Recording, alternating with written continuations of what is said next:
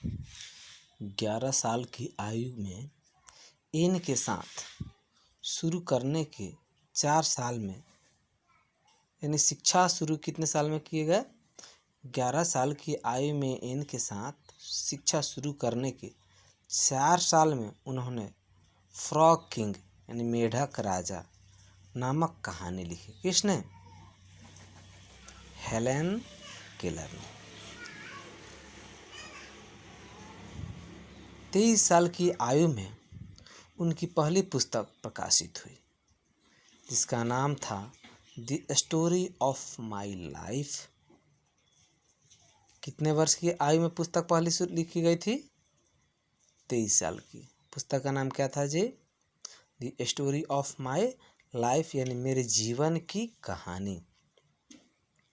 यह पुस्तक संसार की 25 भाषाओं में अनुदित हो चुकी है। अनुदित का मतलब कि इसका अनुवाद किया जा चुका है।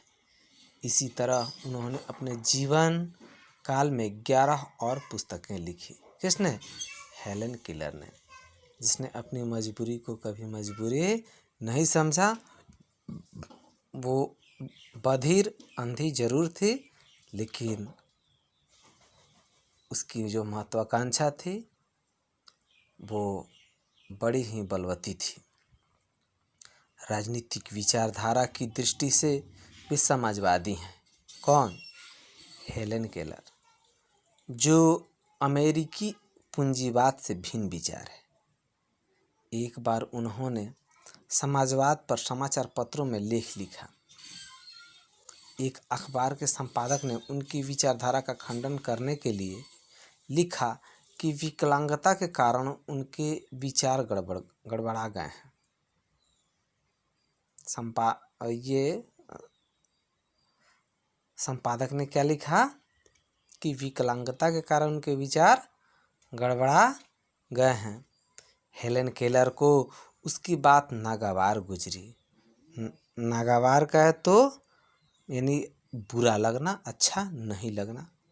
उन्होंने जवाब में लिखा, जब पहले मिले थे तब मेरी बड़ी प्रशंसा कर रहे थे, लेकिन अब मैं समाजवाद की वकालत करती हूँ तो मेरी बात काटने के लिए मेरी शारीरिक कमी का सहारा लेते हैं। अंधे तो वे हैं जो समाज के लिए उपयोगी व्यवस्था की बात नहीं समझ सकते। उनके जीवन के 2 प्रमुख लक्ष्य थे। हेलेन केलर के जीवन के प्रमुख कितने लक्ष्य थे? 2 प्रमुख लक्ष्य थे। और वो लक्ष्य क्या थे? महिलाओं के अधिकारों के लिए लड़ना और शारीरिक रूप से पीड़ित व्यक्तियों की सहायता के लिए धन एकत्रित करना तथा उनकी सेवा करना। इस सिलसिले में उन्होंने संसार के 40 देशों की यात्रा की। किसने? हेलेन केलर ने। और इन विषयों पर भाषण दिए।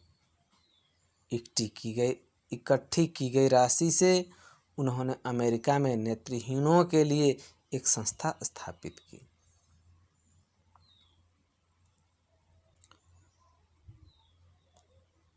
एक असहाय नेत्रहीन बधिर बालिका से आधुनिक युग के चिंतक लेखक के रूप में उनका यह विकास चमत्कार से कम नहीं है। चिंतक यानी आधुनिक युग के बारे में सोचने वाला। सारी दुनिया में उनकी ख्याति फैल गई। ख्याति कहे तो फेमस हो गई, विख्यात हो गई। 1919 में मूक फिल्मों के जमाने में उनके जीवन पर आधारित एक फिल्म बनी थी। मूक फिल्म कहे तो सिर्फ हम चित्र देख सकते हैं, आवाज़ें नहीं आती हैं, जिसमें उन्होंने अभिनय भी किया था। किसने? हेलेन केलर ने। संसार में उन पर कई पुस्तकें लिखी गईं। उनके जीवन पर आधारित फिल्मों और टेलीविज़न कार्यक्रमों का निर्माण हुआ। कई संस्थाओं ने उन्हें सम्मानित भी किया। 1964 में अमेरिकी राष्ट्रपति ने उन्हें अमेरिका के सबसे बड़े सम्मान से विभूषित किया, यानी सम्मानित किया। 1968 में 88 वर्ष की आयु में उनका निधन हुआ। आओ उनकी कुछ सूक्तियाँ पढ़े। वे अपनी विकलांगता को बाधा नहीं मानती थी। वे यहाँ तक मानती हैं कि विकलांगता के बारे में सोचना भी नहीं चाहिए। यानी हमारे अंदर ये जो है हमारी शारीरिक जो कमी है, इसे हमें कभी भी नहीं सोचना चाहिए। हाँ, कभी अपनी कमी के बारे में न सोचती न दुखी होती।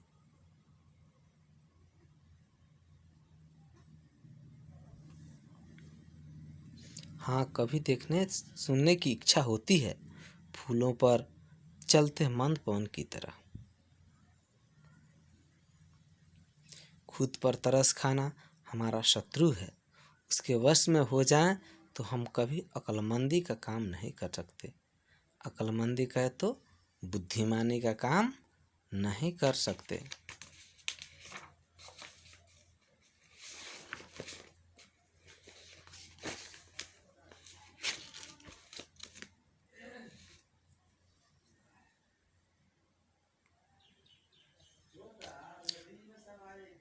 मुझ नेत्रहीन बधिर को जीवन इतना अच्छा रोचक लगता है तो तुम अपनी पांचों इंद्रियों से कितना कुछ पा सकते हो। वे मानती हैं कि जीवन में कठिनाइयाँ तो है ही, कुछ करने का संकल्प करें तभी हम कुछ प्राप्त कर सकते हैं। संसार में दुख भरा है और भरा है, उससे भीगने का संकल्प, विश्वास वह बल है जिससे खंडित संसार में प्रकाश आ सकता है। तुम्हारी जीत और तुम्हारा सुख तुम्हारे मन में है। सुखी रहने का संकल्प करें तो आनंद कठिनाइयों से तुम्हें मुक्त करेगा। वे मनुष्य में अच्छे मूल्यों की कामना करती हैं। सामाजिक न्याय तब तक नहीं मिल सकता जब तक लोगों में दूसरों के कल्याण के प्रति उत्तरदायित्व की भावना न हो। विज्ञान ने बहुत से कष्टों का समाधान ढूंढा है, लेकिन उसने दूसरों के प्रति उदासीनता का समाधान नहीं ढूंढा है। किसने? विज्ञान ने। स्वार्थ और विद्वेष मन को खराब करते हैं। प्रेम और उससे आनंद से दृष्टि स्पष्ट होती है। उनके अनुसार आंखें देखती हैं लेकिन दृष्टि मन से होती है। कितनी खराब बात है कि लोग देखते हैं लेकिन उनमें दृष्टि नहीं होती। ज्ञान ही प्रेम है और प्रकाश है और दृष्टि है।